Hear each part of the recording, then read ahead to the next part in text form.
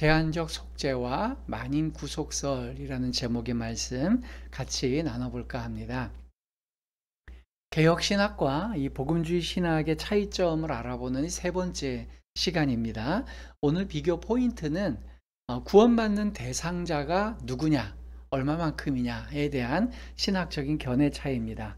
개혁신학은 제한적 속죄라는 신학을 이렇게 주장합니다. 즉 예수께서 모든 인류를 다 구속에 또 영생에 초대하신 게 아니라는 거예요. 소수의 선택된 백성들만 속죄 사주 그분들을 대상으로 속죄 사역을 진행하시고 계시다라는 주장이고요. 반면에 이제 복음주의 신학은 만인 구속설이라는 이름으로 신학을 주장합니다. 예수께서 모든 인류들을 차별 없이 다 초대하고 계시다는 것이죠. 그 가운데 그들이 반응하기에 따라서 구속 사역이 진행된다라고 그렇게 주장하고 있습니다.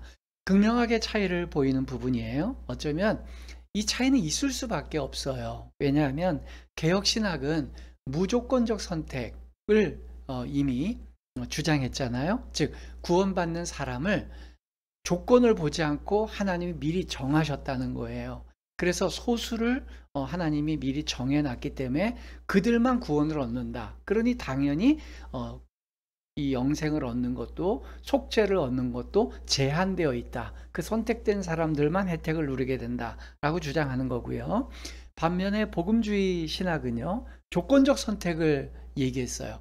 그냥 무조건적 선택, 조건적 선택, 그러면 마치 무조건적 선택이 모든 사람에게 있는 것 같지만 그게 아니고, 조건적 선택이라는 것은 모든 사람에게 길이 열려 있는데 그 사람이 믿음의 반응을 할 때 그 사람은 선택된다라는 주장이기 때문에 누구에게나 다 복음의 길이 열려 있는데 본인 마음 먹기에 따라서 어떤 사람은 구원받고 어떤 사람은 구원받지 못한다, 이런 주장인 거죠. 그러다 보니까 선택과 영생에 초대되는 이 관점도, 그 대상도 이렇게 극명하게 차이가 나는 겁니다. 그러면 복음주의 신학이 근거로 삼고 있는 성경 구절들과 어떤 근거에서 이런 주장을 하는지부터 오늘 좀 설명을 드릴까 해요. 복음주의 신학이 만인구원설의 근거로 삼는 것은 오늘 우리가 본문으로 삼은 그 유명한 요한복음 3장 16절입니다. 제 말을 듣고 한번 이 구절을 한번 복음주의 신학의 입장에서 한번 읽어보는 거예요. 다 같이 읽습니다. 하나님이 세상을 이처럼 사랑하사 독생자를 주셨으니 이는 그를 믿는 자마다 멸망하지 않고 영생을 얻게 하려 하심이라. 네, 여기 보면 하나님께서 세상을 구분 없이 사랑하셨다는 거예요. 하나님의 백성을 사랑하사라고 표현하지 않고 세상을 사랑하사라고 이야기했다는 거죠. 그리고 세상을 위해서 독생자를 주셨다라고 얘기하니까 굉장히 설득력이 있어요. 그래서 이제 뒤에 이어지는 그 구절들이 명확하게 이런 가치를 뒷받침하죠. 하나님께서 세상을 위해서 독생자를 주신 이유는 그 독생자를 믿는 자마다 영생을 얻게 하려는 것이다 라고 설명을 하고 있으니, 복음주의 신학이 앞에 다뤘던 제일 먼저 첫 번째 전적 타락, 두 번째 무조건적 선택이냐 조건적 선택이냐, 이런 구절의 그런 교리에 비해서 이 세 번째 교리인 만인구원설에 대해서는 솔직히 말씀드리면 복음주의 신학의 계통에 대한 증거 성경이 더 많아요. 첫 번째 교리, 두 번째 교리는 개혁신학적인 입장을 증명해주는 그러한 구절이 굉장히 많고요. 세 번째는 복음주의 신학의 입장을 대변하는 듯한 이야기가 많아요. 그 이유도 제가 오늘 끝까지 이제 설명을 드립니다. 그러니까 요한복음 3장 16절을 보면 복음주의 신학의 주장이 맞다라고 여겨질 만한 건 저도 동의합니다. 자, 그렇다면 이러한 해석에 대해서 개혁주의 신앙은 어떻게 변증을 하고 또 어떻게 대답을 내어놓을까요? 요한복음 3장 16절만 딱 떼어놓고 보면 맞다는 거예요. 그렇게 들릴 수 있고 그렇게 여겨질 수 있다는 거예요. 그런데 이 요한복음 3장 16장이 소속되어 있는 요한복음 3장 전체의 내용, 더 나아가서 요한복음 1장부터 3장까지 이어지는 그 전체 문맥에서 보면 그러한 내용보다는 개혁주의 신학적인 입장이 더 두드러지게 오히려 강조되고 있다는 게 개혁주의 신앙의 입장입니다. 자, 우리가 요한복음 3장 1 절, 그 3장 16 절이 시작되는 3장 1 절을 한번 보겠어요. 같이 한번 읽어 봅니다. 그런데 바리새인 중에 니고데모라 하는 사람이 있으니 유대인의 지도자라. 2 절. 그가 밤에 예수께 와서 이르되. 예. 예수님 당시의 유대 지도자들은요, 대개가 예수님을 반대하는 사람들이었어요. 근데 유대인 지도자 중에 한 사람이었던 니고데모는 조금 다른 입장이었습니다. 이분은 예수님께 몰래 찾아왔어요. 그것도 밤에요.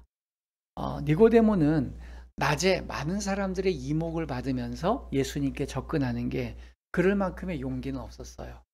당시에 그가 유대 지도자였기 때문에 자기 동료들의 눈치도 봐야 되고 하니까 낮에는 예수님께 찾아가지 못했습니다.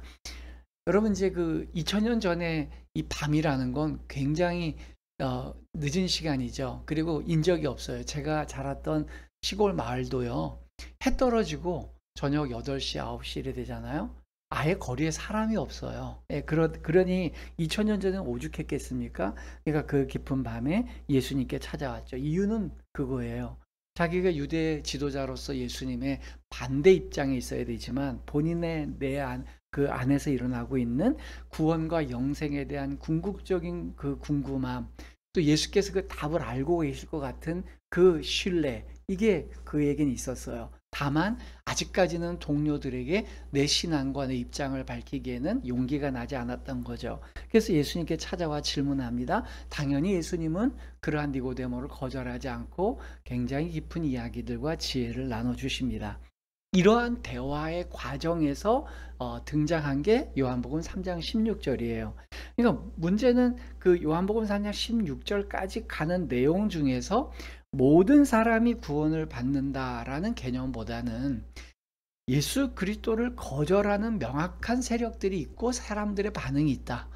근데 그중에 하나님께서는 선별된 사람들에게 이 계시를 보여준다. 그렇지 않으면 하나님이 선택하지 않은 사람들은 이게 무슨 의미인지를 받아들이지 못한다. 그런 의미예요. 실제로 니고데모도 예수님에게 이해를 받기 전에는, 또 예수님께서 깨우쳐 주기 전까지는 이 가치를 머리와 이성으로는 도저히 이해하지 못했어요. 그 유명한 사람이 거듭나야지 하나님 나라에 간다 그랬더니 그럼 엄마 뱃속에 다시 들어갔다 나오랍니까? 이렇게 받아들인다는 거죠. 그런 의미에서 3장 전체를 다 읽어보면 좋겠지만 시간 관계상 제가 11, 12, 19, 20, 21절을 좀 뽑아서 우리 한번 4절을 한번 이런 문맥에서 있다는 걸, 요한복음 3장 16절 전후에 이런 문맥이 있다는 걸 한번 읽어봤으면 좋겠어요. 자, 3장 11절부터 연속해서 한번 읽습니다. 진실로 진실로 내게 이르노니 우리는 아는 것을 말하고 본 것을 증언하노라. 그러나 너희가 우리의 증언을 받지 아니하는도다. 너희가라고 얘기하죠. 12절. 내가 땅의 일을 말하여도 너희가 믿지 아니하거든 하물며 하늘의 일을 말하면 어떻게 믿겠느냐. 19절입니다. 그 정죄는 이것이니 곧 빛이 세상에 왔을 때 사람들이 자기 행위가 악함으로 빛보다 어두움을 더 사랑한 것이니라. 20절. 악을 행하는 자마다 빛을 미워하여 빛으로 오지 아니하나니 이는 그 행위가 드러날까 함이요. 21절. 진리를 따르는 자는 빛으로 오나니 이는 그 행위가 하나님 안에서 행한 것임을 나타내려 함이라 하시니라. 네. 요한복음 3장 전체의 이 문맥은요, 하나님께서 이 땅에 오셔서 세상을 사랑해서 독생자를 주셨어요. 그렇게까지 투자했는데도 불구하고 명확하게 이 세상에는 자기 행위가 악하고 하나님께 오지 않은 사람들이 명확하게 있다는 거죠. 이 논점은 요한복음 1장의 문맥에서부터 연결되어서 온 내용이라는 거예요.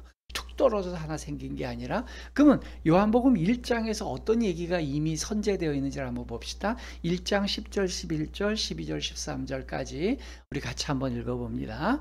그가 세상에 계셨으며 세상은 그로 말미암아 지은 바 되었으되 세상이 그를 알지 못하였고 자기 땅에 오매 자기 백성이 영접하지 아니하였으나 영접하는 자 곧 그 이름을 믿는 자들에게는 하나님의 자녀가 되는 권세를 주셨으니 이는 혈통으로나 육정으로나 사람의 뜻으로 나지 아니하고 오직 하나님께로부터 난 자들이니라. 요한복음 1장 10절부터 13절까지의 내용을 보면 세상이 그를 알지 못하였고 자기 땅에 오매 자기 백성이 영접하지 아니하였다 그랬어요. 그러니까 하나님의 하나님께서 그의 사랑하는 아들을 세상에 보냈지만 세상은 그를 거절하는, 하나님은 세상을 향해 주셨지만 세상이 그를 거절하는, 그리고 하나님의 자녀가 되는 권세를 주는 자들은 하나님께로부터 난 자들이라는 거예요. 혈통으로나 육적으로나 사람의 뜻으로 나지 아니하고 하나님께로부터 난 자들만 하나님의 복음, 독생자를 받아들였다라는 이 내용이 강조되고 있다는 것이죠. 그러니까 개혁 신앙은 요한복음 1장부터 3장에 이르는 이 전반적인 내용이 선택된 자들에게 주시는 복음의 제한성이 있다라는 걸 강조하는 거고요. 반대로 이 요한복음 복음주의 신학은 만인 구속설이라는 개념으로 세상 전체에게 기회를 줬다라고 얘기하는 거죠. 제가 이번에는 이제 만인 구속설의 신학을 근거로 다른 성경 구절을 연속해서 좀 소개해 드릴까 합니다. 마태복음 28장 19절부터 그러므로 너희는 가서 모든 민족을 제자로 삼아 아버지와 아들과 성령의 이름으로 세례를 베풀고 또 이르시되 너희는 온 천하에 다니며 만민에게 복음을 전파하라. 믿고 세례를 받은 사람은 구원을 얻을 것이요 믿지 않는 사람은 정죄를 받으리라. 영접하는 자 곧 그 이름을 믿는 자들에게는 하나님의 자녀가 되는 권세를 주셨으니 명절 끝날 곧 큰 날에 예수께서 서서 외쳐 이르시되 누구든지 목마르거든 내게로 와서 마시라. 누구든지 주의 이름을 부르는 자는 구원을 받으리라 하였느니라. 아멘. 자, 이와 같이요.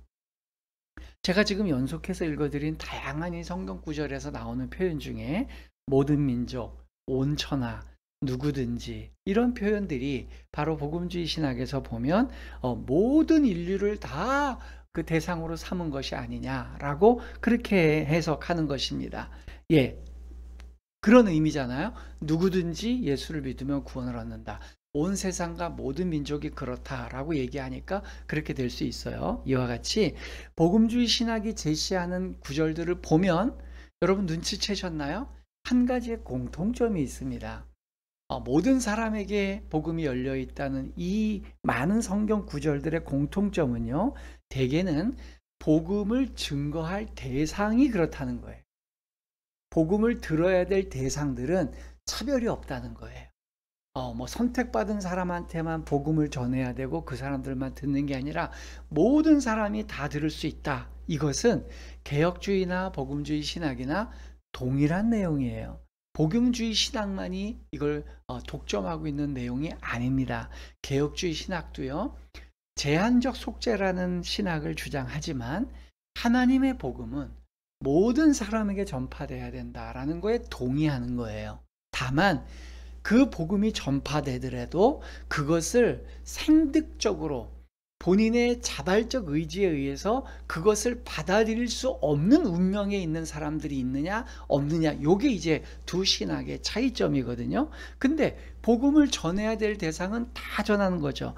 여기 간과하지 말아야 될 것은 개혁주의 신학은 사람을 구별해서 전도를 하면 안 되는 거예요. 저 사람은 예수 믿을 것 같고 저 사람은 하나님이 선택한 사람 같으니까 저 사람에게만 복음을 전해야지. 이게 틀렸다는 겁니다. 그게 아니라 모든 사람에게 복음을 다 증거하되 그 복음이 증거되더라도 그것의 열매를 맺게 되는 사람은 정해져 있다는 거예요. 예수님의 씨 뿌리는 비유도 마찬가지죠. 씨 뿌리는 자가 가서 씨를 뿌리매 그때 씨 뿌리는 자가 옥토에 좋은 밭에만 골라서 씨를 뿌리는 게 아니라는 거예요.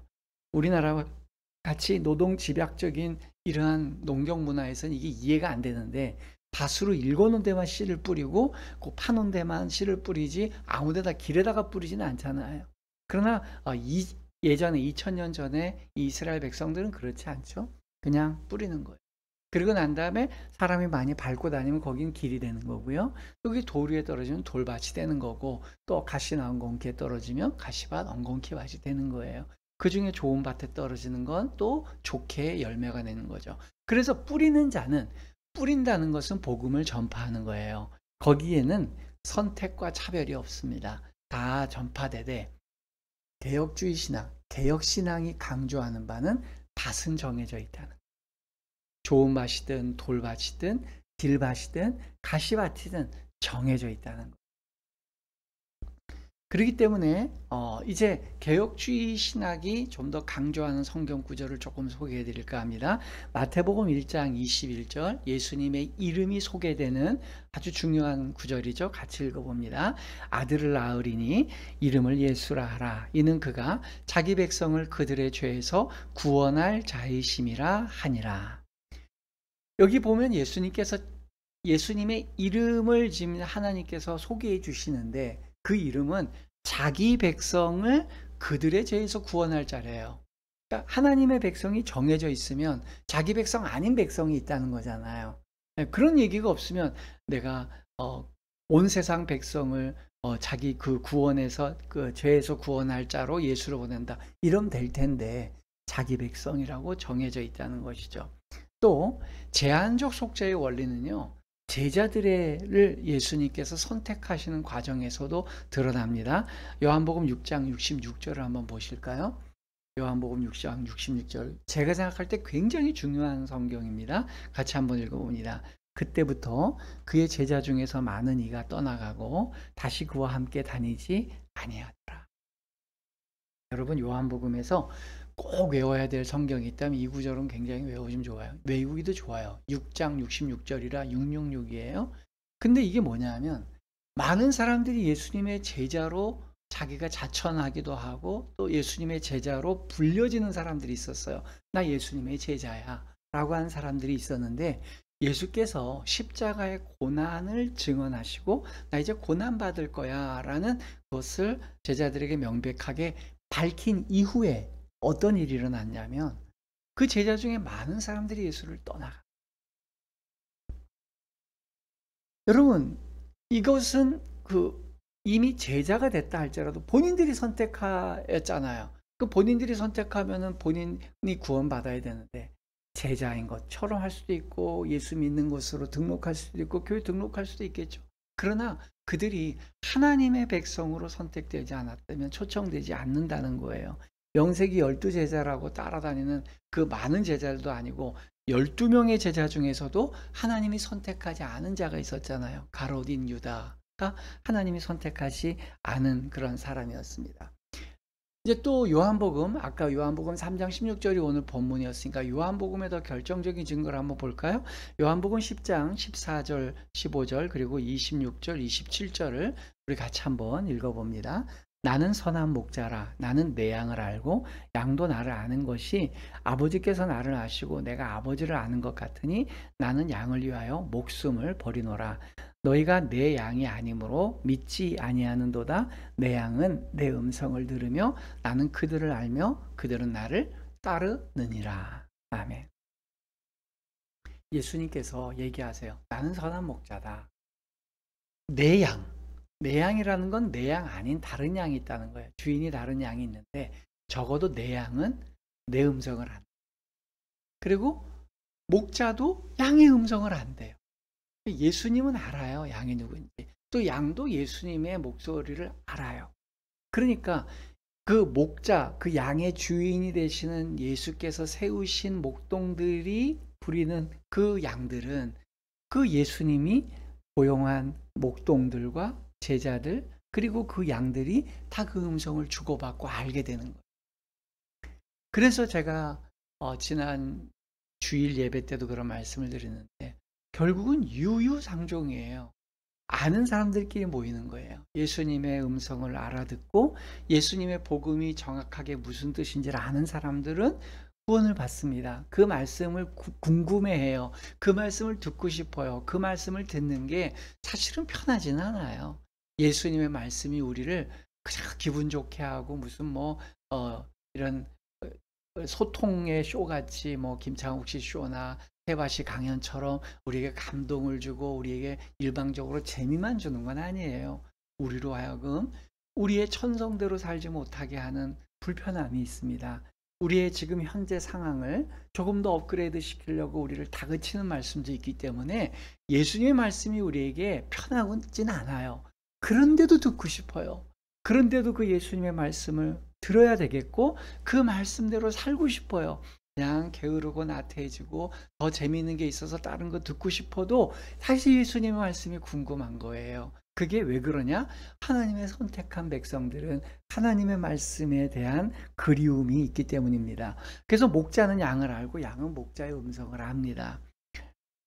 자, 이제 마태복음 13장 14절 말씀을 또 한번 우리가 개혁주의 신학의 그런 증거를 한번 봅니다. 같이 읽습니다. 이사야의 예언이 그들에게 이루어졌으니 일렀으되 너희가 듣기는 들어도 깨닫지 못할 것이요 보기는 보아도 알지 못하리라.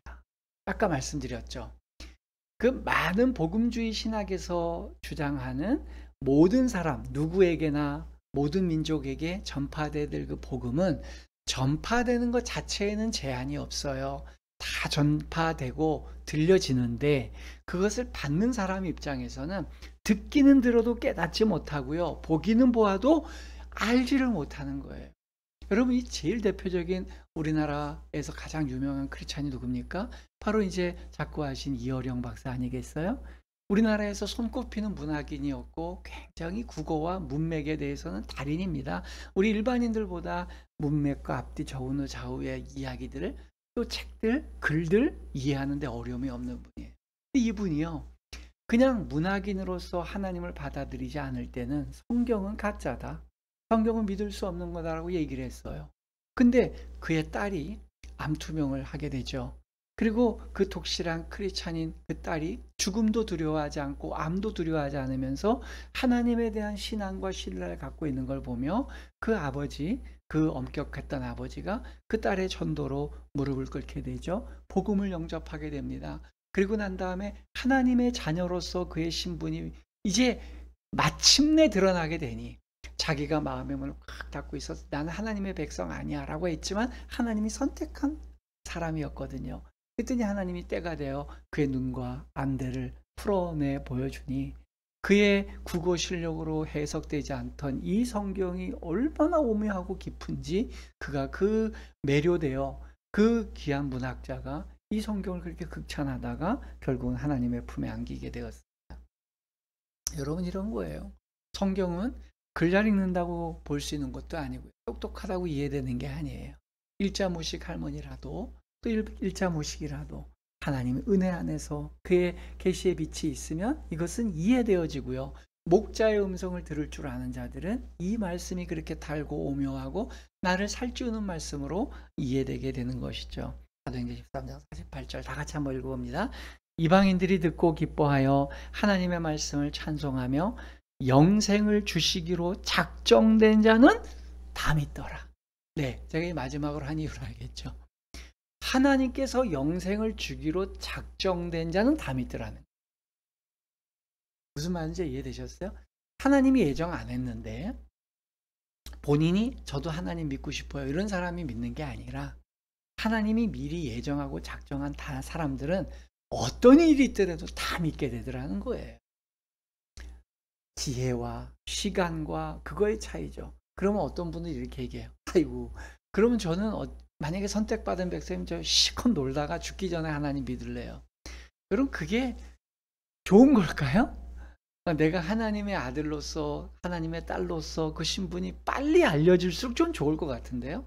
그러면 그 인생이요 더 깊이 있게 더 오묘하게 그 인생을 바라보게 되는 겁니다.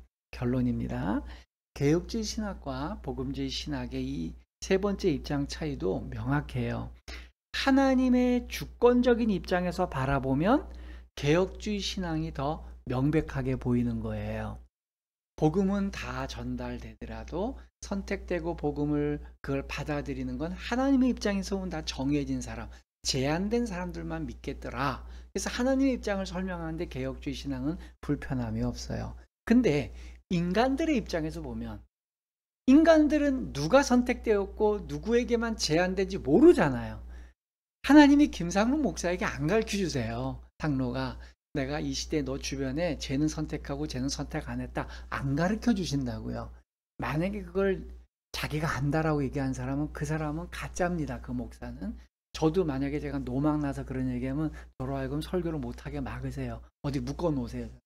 여러분, 그거 아니에요. 인간은 몰라요. 사도 바울도 모릅니다. 아무도 몰라요.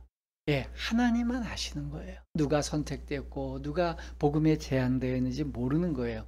그러다 보니 인간의 측면에서 볼 때는 복음주의적 관점에서 보는 신학이 맞는 거예요.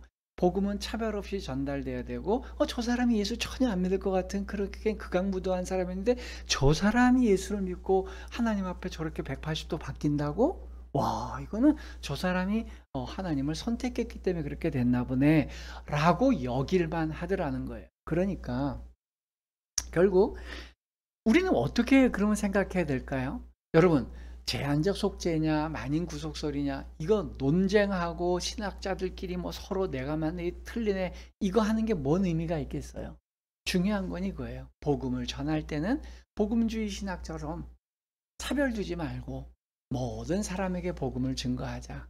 내 선입견 때문에 저 사람 예수 안 믿을 거야. 그러면서 얘기 안 하는 것보다는 그 사람에게도 얘기를 하라는 거예요.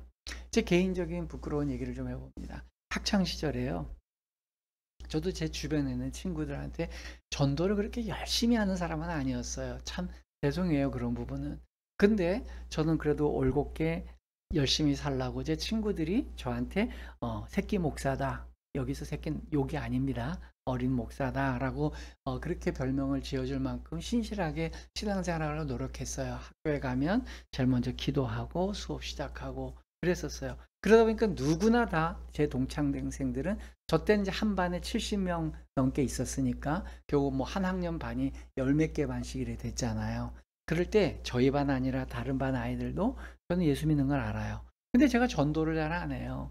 그러니까 아이들이 저도 이제 부끄러움을 많이 타고 그래서 간신히 한 뭐 반년 정도 지난 다음에 어떤 내 짝한테 너 우리 교회 갈래? 그런 정도로 얘기하는 타입이었어요. 근데 한 친구가 저한테 와서 그러는 거예요. "탕로가 너는 왜 나보고 니네 교회 가자는 얘기를 하지 않니?" 제가 깜짝 놀랐어요. 그 친구는요. 저보다 공부를 훨씬 잘했어요. 그리고 저보다 운동도 잘했어요. 그래서 제가 아유 저렇게 잘나고 멋있고 또 잘생겼어요. 키도 저보다 크고요. 저런 애들은 내가 가서 말 거는 것도 별로 안 좋아할 거야. 그리고 복음에 그렇게 관심도 없을 거야. 그렇게 농구 좋아하고 운동 좋아하는데 언제 주일날 교회 가겠어. 이런 편견 속에서 그 친구를 본 거예요. 또 공부 안 하고 바쁜데 언제 교회 가겠어. 근데 그 친구가 저한테 그래요. 탕로가 너 왜 나보고 교회 가자 안 그래. 그래서 내가 깜짝 뒤통수를 맞은 것 같아서 그래? 우리 교회 갈래? 뭐 다른 교회 친구들도 많이 있는데 저희 교회 오겠다는 거예요. 그때부터 예수를 믿었어요. 제 이제 오래된 친구 중에 한 명입니다. 여러분 그와 같이 우리가 복음을 증거할 때에 우리가 복음주의가 됐건 개혁주의가 됐건 복음에 있어서는 차별이 없어야 돼요. 또 사람에게 어떤 사람에게 전도를 했는데 그 사람이 너무 거절을 해요. 막 소금을 뿌리고 막 나가라고 물을 끼얹고 막 어떨 때는 막 돌팔매질까지 해요. 그럴 때 어떤 느낌이 들죠? 와, 내가 저 사람 복음의 그 기회를 내가 설득을 잘못했나 자책하는 게 아니라 하나님이 지금은 때가 아니겠지. 이때 말고 다른 때 또 초대해 줄 수 있겠지. 또 혹여 내가 또 이렇게 복음을 열심히 전달했는데도 아니면 하나님의 또 다른 내가 모르는 어떤 뜻이 있으시겠지. 이게 이제 하나님의 주권을 강조하는 개혁주의의 입장이고요. 복음주의 계열의 입장에서는 그 책임이 오히려 나한테 오는 거예요. 내가 지혜롭게 하지 못해서 저 사람이 선택을 못했지 않았냐라고 보는 거죠. 그러니까 자책을 더 많이 하게 되는 거예요. 이제 오늘 설교를 좀 짧게 합니다. 더 나아가서 이보다 더 중요한 사실이 있어요. 그건 뭐냐면 제한적 속죄가 됐건 만인 구속설이 됐건 여기 핵심은 하나님을 믿게 되는 선택 안에 들어온다는 거잖아요. 하나님을 통해서 구원을 얻게 된다는 거잖아요. 그 대상이 많건 적건 정해져 있건 정해져 있지 않건 어쨌든 현재 지금 내가 예수를 믿게 되었다라는 그 사실이잖아요. 그럼 우리가 포인트를 잡을 게 뭘까요? 특별히 저는 어쩔 수 없이 제가 개혁신학자라서 개혁신학을 조금 더 두둔하고 싶은 마음이 있어요. 복음주의 신학을 갖고 있다고 문제될 건 없는데 제가 개혁신학이라면 더 감격스러울 것 같은 거예요. 왜냐하면 요즘 TV에 보면 오디션 프로그램이 많이 나옵니다. 뭐 수백 명이 참석해서 거기서 뭐 10명을 추리고 거기서 또 5명을 추리고 3명을 추리고 그 다음에 1명을 추려서 우승자를 뽑는 그런 프로그램이 너무 많아요. TV만 틀면 다 나와요. 요즘 뭐 요새 보지도 않지만 그때마다 가장 사람들이 촉각을 세우고 시청을 곤두세우고 할 때가 언제예요?